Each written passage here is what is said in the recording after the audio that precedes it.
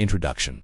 In a world driven by instant gratification and emotional attachment, letting go can feel like the ultimate act of loss. Yet Stoicism teaches us that true strength lies not in clinging, but in releasing with dignity, self-respect, and inner peace. She fell in love with you. After you let her go explores the paradox of attraction through the lens of Stoic philosophy. Sometimes, it's only when you walk away calmly without resentment that a woman sees your true value. By prioritizing self-mastery over desperation and serenity over emotional chaos, you show her that your worth doesn't hinge on her approval. This video reveals how Stoic detachment, quiet confidence, and emotional discipline can reignite desire and inspire deeper respect, long after the goodbye. 1. Detachment attracts respect. Detachment is often misunderstood as indifference or coldness, but in reality it is one of the most powerful traits a person can develop, especially when it comes to commanding respect. True detachment means maintaining your sense of identity, purpose, and emotional balance, regardless of what others think, do, or feel. When you're not desperate for approval, attention, or validation, people instinctively take notice. This quiet confidence creates an invisible boundary that tells the world, I am whole, with or without your acceptance. That, in turn, earns respect. In relationships, romantic, professional, or social, those who can stay emotionally grounded are less likely to be manipulated, disrespected, or taken for granted. Detachment allows you to observe situations more clearly, make decisions based on values rather than impulses, and respond instead of react. It's not about being passive or disengaged. It's about not clinging to outcomes or people for yourself. A person who remains composed in chaos, who can walk away from disrespect, and who doesn't fear solitude, becomes deeply attractive and admirable. Moreover, detachment gives others the space to respect your time, boundaries, and individuality. It subtly communicates that your energy is not easily given away, and that it must be earned. Ironically, when you stop trying to chase respect, you start receiving it. People are drawn to those who possess internal control, not emotional neediness. So if you want to be valued, stop overextending yourself. Detach from the need to be liked. Let go of outcomes. Stand firm in who you are. When you no longer need respect to validate your worth, that's exactly when you'll start receiving it effortlessly from the right people and for the right reasons. Detachment isn't about caring less, it's about valuing yourself more. 2. Neediness repels. Independence attracts. One of the most powerful truths in human relationships, especially romantic ones, is that neediness is deeply unattractive, while independence draws people in like a magnet. Neediness often signals insecurity, a lack of self-worth, or emotional dependence. It shows up as constantly seeking reassurance, over-texting, craving validation, or fearing abandonment. These behaviors may stem from a genuine desire to connect, but they often overwhelm the other person, triggering discomfort or emotional withdrawal. People want to feel chosen, not obligated, desired, not smothered. In contrast, independence radiates confidence, emotional stability, and self-sufficiency. When you're grounded in your own life, pursuing your goals, maintaining your boundaries, and deriving fulfillment from within, you signal that you're complete as you are. That makes your presence more of a gift than a demand. You become attractive not because you need someone, but because you want them without clinging. This dynamic creates space for genuine connection rather than pressure or desperation. Independence also gives you the strength to walk away from relationships that aren't healthy, which further boosts your self-respect and perceived value. That doesn't mean emotional intimacy should be avoided. It means it should be built from a foundation of inner wholeness, not dependency. The paradox is simple. The less you need someone to complete you, the more they are drawn to you. It's in your self-contained strength and quiet confidence that people see value, trust your presence, and feel inspired to be close to you. True attraction begins when your life is already rich, with or without them. 3. Time and distance create clarity. Time and distance are two of the most powerful tools for gaining emotional clarity. Yet they're often the last things people are willing to embrace when relationships, decisions, or attachments begin to cloud their thinking. In the heat of the moment, when feelings are raw, arguments fresh, or confusion rampant, our perceptions are usually distorted. The closer we are to a situation, the more likely we are to react impulsively, misjudge intentions, or overlook critical truths. But as time passes and we gain distance, both physically and emotionally, the fog begins to lift. What once seemed urgent, vital, or all-consuming often loses its grip on us. What felt like love may reveal itself as attachment. What appeared to be betrayal might unfold as miscommunication. And who we thought we needed often turns out to be someone we simply idealized out of loneliness or fear. Clarity doesn't rush in while you're still entangled in the situation. It arrives quietly, like the sunrise gradually illuminating the details you couldn't see in the dark. Distance grants you the space to reflect without the pressure of emotional interference. Time allows the heart to settle and the mind to observe from a more objective angle. The further you step away from the noise, the more you realize what was real and what was imagined, what mattered and what was merely ego. Sometimes, you discover that your reaction said more about your wounds than the other person's actions. Other times, You see that your intuition was right all along, you just weren't ready to accept it. This principle applies not just to relationships but to every area of life: career decisions, arguments, heartbreak, or even personal goals. When you're too close, you can't see the full picture. You might be overwhelmed by temporary emotions, fear, anger, longing that skew your judgment. But with time and distance, patterns emerge, motives become clearer, and your true values start to speak louder than your momentary desires. It's in this space that you reclaim your power. You begin to think with reason instead of reaction. You start to listen to your higher self, not to your insecurity or attachment. Many fear the silence that comes with time and distance because it confronts them with themselves. Yet this is where growth happens. In the pause, you rediscover who you are apart from the noise, apart from needing to be validated, needed, or understood. It's often in this sacred solitude that you realign with your purpose and realize that losing someone or walking away from something wasn't a fate, was a necessary part of your evolution. You don't gain clarity by chasing answers in chaos. You gain it by stepping back and allowing the truth to unfold in the end. Time and distance don't just create clarity, they create wisdom. They teach you how to see without bias, love without attachment, and decide without desperation. They remind you that peace isn't found in constant involvement but in quiet observation. And from that place of inner stillness, life becomes less reactive and more intentional. 4.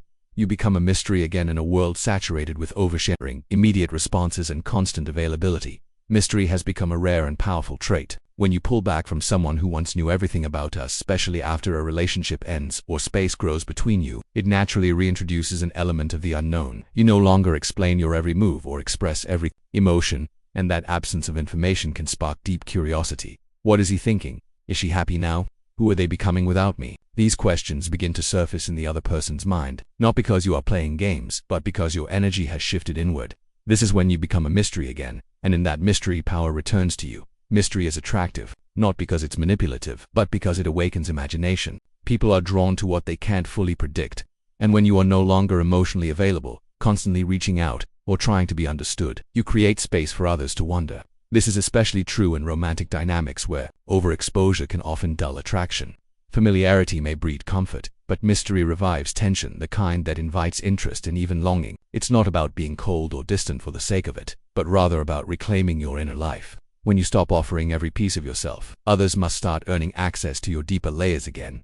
This mysterious energy isn't built on silence. Alone, it's supported by growth. When you start investing in yourself again, picking up hobbies, diving into personal development, healing, or chasing your goals, you naturally become more layered and less defined by the past version of yourself. The mystery doesn't just lie in what they don't know about you now, but also in the new person you're becoming, someone even you are still discovering. Your presence becomes intriguing not because you're withholding, but because you're evolving.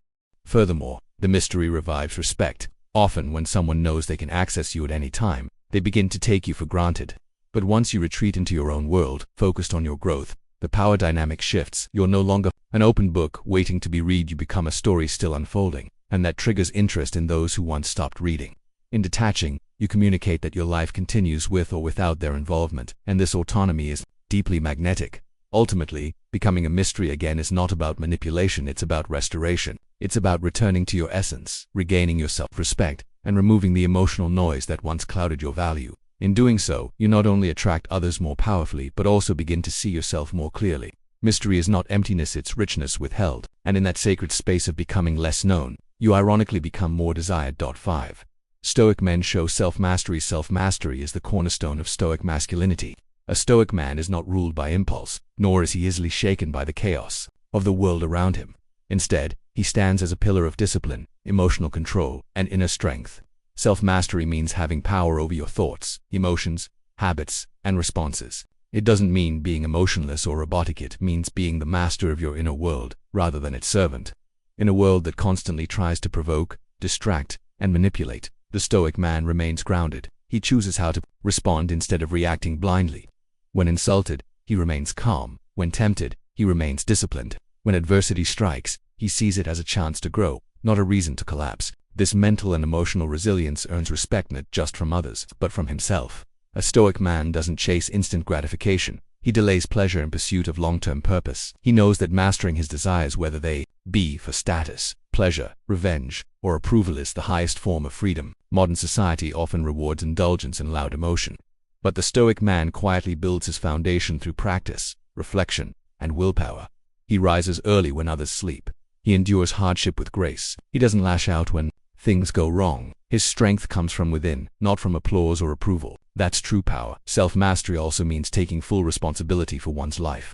Stoic men don't blame others or circumstances. They don't wait to be rescued. Instead, they ask themselves, what is within my control? What can I improve? Today, even in failure, they find strength by owning their choices. This accountability breeds character. It creates a man others can trust, a man who leads not with noise but with quiet confidence and consistency. Importantly, Stoics isn't about suppressing feelings. It's about examining them with honesty and responding wisely. Anger may arise, but it's acknowledged and not allowed to govern. Fear may knock, but courage answers. Sadness may visit, but it's not allowed to define. A Stoic man processes these emotions, learns from them, and still acts according to principle. This emotional intelligence gives him an edge in relationships, leadership, and personal growth. Ultimately, self-mastery is a lifelong pursuit. It's practiced in small daily acts, choosing the hard right over the easy wrong, staying silent when tempted to complain, staying focused when distractions call. It's not about being perfect, but about being intentional. Every time a Stoic man says no to a destructive habit, or yes to a challenge that refines him, he strengthens his inner fortress.